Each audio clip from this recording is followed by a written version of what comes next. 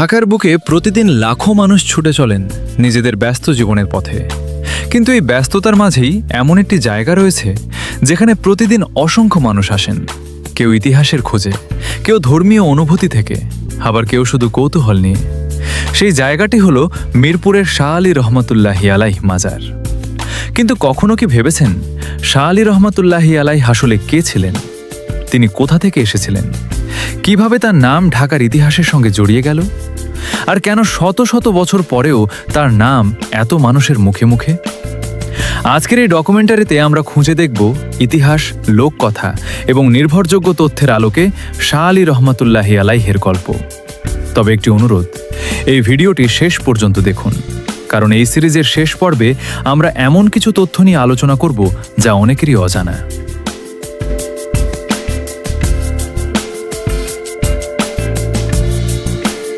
মাজার এমনই একটা জায়গা যেখানে পবিত্র স্থান। মাজারকে দেখি আমরা মায়ের মতো, মাকে দেখি আমরা মদিনার মতো। এই ছবিটাই এই বাবার মাজার। এখানে লেখা আছে কবর, এই কবরে সিজদা দিবেন না, এখানে এসে মসজিদ, এখানে সিজদা দিবেন।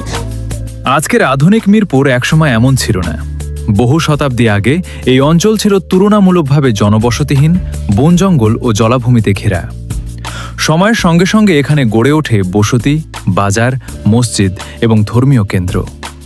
এই ইতিহাসের সঙ্গে জড়িয়ে আছে একজন ইসলাম প্রচারকের নাম শাহ আলী রহমতুল্লাহি আলাইহ। তার জীবন নিয়ে বিভিন্ন ঐতিহাসিক বর্ণনা রয়েছে, তবে সব তথ্য একমত নয়। তাই এই ডকুমেন্টারিতে আমরা যেসব বিষয় নিশ্চিতভাবে জানা যায় এবং যেসব বিষয়ে ভিন্ন মত রয়েছে, দুটি আলাদা করে তুলে ধরব। বর্তমানে শাহ আলী রহমতুল্লাহি আলাইহের মাজার শুধু একটি ধর্মীয় স্থান নয়, এটি ঢাকার অন্যতম পরিচিত ঐতিহাসিক স্থাপনা। প্রতিদিন দেশের বিভিন্ন প্রান্ত থেকে মানুষ এখানে আসেন। কেউ জিয়ারত করেন, কেউ ইতিহাস জানতে চান, আবার কেউ স্থাপত্য দেখতে আসেন। এই স্থানটি বহু বছর ধরে ঢাকার সাংস্কৃতিক ও ঐতিহাসিক পরিচয়ের একটি অংশ হয়ে আছে। কিন্তু এখান থেকে শুরু হয় আরেকটি প্রশ্ন: শাহ আলী রহমতুল্লাহি আলাইহের জীবনের প্রকৃত ইতিহাস কি? তিনি কিভাবে বাংলায় এলেন? তার আগমনের পেছনে কী উদ্দেশ্য ছিল? আর তার জীবন নিয়ে প্রচলিত কোনো গল্পগুলো ইতিহাসসম্মত, আর কোনোগুলো শুধু লোকমুখে প্রচলিত?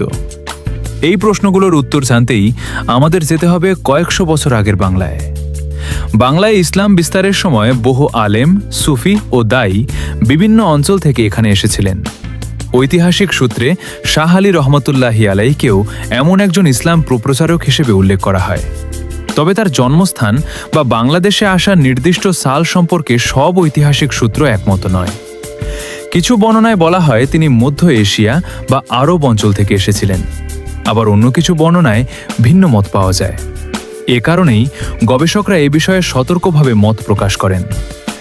যেটুকু বিভিন্ন ঐতিহাসিক বর্ণনা থেকে জানা যায় তা হল, তিনি মানুষের মধ্যে ইসলামের শিক্ষা, নৈতিকতা এবং সৎ জীবনযাপনের আহ্বান জানাতেন।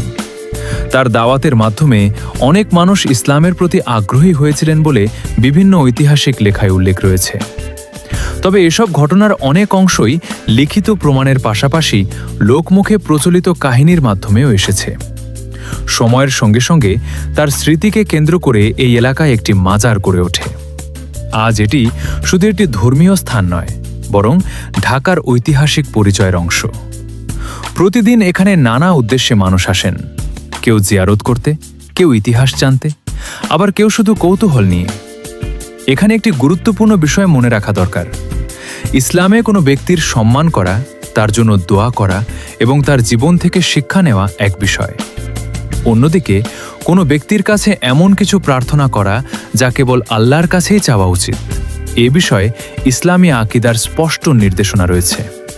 তাই ইতিহাস, সংস্কৃতি এবং ধর্মীয় বিশ্বাস, এই তিনটি বিষয়কে আলাদা করে বোঝা জরুরি। সুলতানুল আউলিয়া হযরত শাহ আলী বাগদাদ শরীফ থেকে আসছিলেন বাংলাদেশে ইসলাম প্রচার করার জন্য। এই তো মাজার শরীফ পবিত্র স্থান, এখানের পবিত্রতা রক্ষা করার দায়িত্ব আপনার, আমার এবং সকলেরই। সকালে সাজে কাজের মাঝে নিত্য নিরবধি দেশ আমাকে কি দিয়েছে এই নিয়ে না ভাবি, দেশকে আমি কি দিয়েছি এই নিয়ে ভাবি, তাহলে তো খুঁজে পাবা আসল সুখের চাবি। কারণ মাজার এমনই একটা জায়গা যেখানে পবিত্র স্থান। মাজারকে দেখি আমরা মায়ের মতো, মাকে দেখি আমরা মদিনার মতো। তাই তো মদিনায় আছেন মা, বাবাকে দেখি আমরা কাবার মতো, তাই কাবা, বাবা, মদিনা, মাজার এই মিলেই মাজার থেকে আপনাদেরকে এখন যে জায়গাটা দাঁড়া আছি এটাই হচ্ছে বাবার মাজার, হজরত সুলতানুল আউলিয়া হজরত শাহ আলী। এখানে আসবেন, আপনারা মাজার জিয়ারত করবেন, বাবা মায়ের জন্য দোয়া করবেন, কখনোই মাজারে সিজদা দিবেন না, কারণ কবর থেকে মাজারের উৎপত্তি, কবরে কখনো সিজদা দিবেন না। সাইডেই মসজিদ আছে, এখানে যাবেন, আপনারা নামাজ পড়বেন, সিজদা দিবেন, আল্লাহর ঘর মসজিদে যাবেন। তাই মাজার হচ্ছে জিয়ারতের জায়গা, আমরা সবাই আসবো, এখানের ইমান আমরাই সবাই বহন করব। একটা ছবি, এই ছবিটাই এই বাবার মাজার, এখানে লেখা আছে কবর, এই কবরে সিজদা দিবেন না, এখানে এসে মসজিদ, এখানে সিজদা দিবেন। তাই যে কথাটা বলছি, ইসলামী শাসন গণতন্ত্র আমরা সবাই মেনে চলি। আলহামদুলিল্লাহ, আলহামদুলিল্লাহ, এখানে শেষ করে দিলাম, আমার জন্য দোয়া করবেন। আপনি এখন দাঁড়িয়ে আছেন ঢাকার অন্যতম পরিচিত ঐতিহাসিক স্থাপনার সামনে। বাইরে থেকে এটি শুধু একটি মাজার মনে হতে পারে, কিন্তু ভেতরে রয়েছে ইতিহাস, স্থাপত্য, সংস্কৃতি এবং বহু বছরের লোক প্রচলিত কাহিনীর স্তর। চলুন একসঙ্গে ঘুরে দেখি এই স্থানটি। মাজার প্রাঙ্গণে প্রবেশ করতেই চোখে পড়ে এর মূল গম্বুজ ও সমাধি এলাকা। বর্তমান স্থাপনাটি সময়ে সময়ে সংস্কার করা হয়েছে, ফলে আজকের স্থাপত্যে পুরনো ও নতুন নির্মাণশৈলীর মিশ্রণ দেখা যায়। এখানে নামাজের জন্য মসজিদ, খোলা প্রাঙ্গণ এবং দর্শনার্থীদের চলাচলের ব্যবস্থা রয়েছে। প্রতিদিন এখানে নানা ধরনের মানুষ আসেন, কেউ শুধু ইতিহাস দেখতে, কেউ প্রয়াত একজন আলেম বা ধর্মপ্রচারকের জন্য দোয়া করতে, আবার কেউ বিভিন্ন মানত বা ব্যক্তিগত আশা নিয়ে আসেন। এই বৈচিত্র্যই দেখায় স্থানটি শুধু একটি স্থাপনা নয়, এটি বহু মানুষের কাছে ভিন্ন ভিন্ন অর্থ বহন করে। স্থাপত্যের দিক থেকেও এই স্থানটি গুরুত্বপূর্ণ। গম্বুজ, খিলান, প্রবেশপথ এবং প্রাঙ্গণের বিন্যাসে ইসলামী স্থাপত্যের প্রভাব দেখা যায়, যদিও বর্তমান রূপটি দীর্ঘ সময় ধরে একাধিক সংস্কারের ফল।